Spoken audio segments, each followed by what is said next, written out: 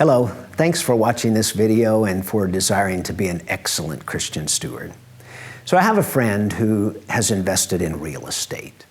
And we were talking one day and I said to him, hey, if it ever comes about that someone offers to buy a piece of your real estate and you will have to pay a capital gains tax on the profit, I just want you to remember that capital gains taxes are optional.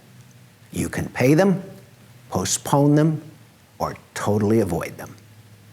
So about 2 years later, I got a call from this gentleman and he said, David, I have one of those things you were talking about. And I said, well, what do you mean? And he said, I have somebody who wants to buy a piece of real estate from me and I would have to pay a capital gains tax if I sell it.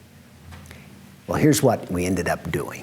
He donated that piece of property to a donor-advised fund, often referred to as a DAF or a DAF, which is sort of like a charitable checking account.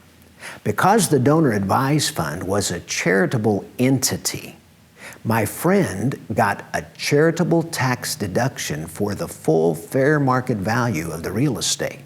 But that's not all. When the real estate was then sold by the donor-advised fund, because it's a charity, it didn't have to pay any capital gains taxes, making the capital gains tax zero, avoiding it altogether. But the best part for my friend was that over the next year or so, he would contact the donor-advised fund and say, I need this amount of money sent, and then I need this amount of money sent. And it was as if he were writing checks to his favorite ministry. And in the end, what his piece of property turned into was an orphanage for children in an impoverished nation. And last I knew, there were 13 young boys and their parents living in that orphan home. It was a beautiful transformation of an asset that would have produced a tax had the individual sold it into a kingdom value ministry location that is changing the face of eternity for those little boys.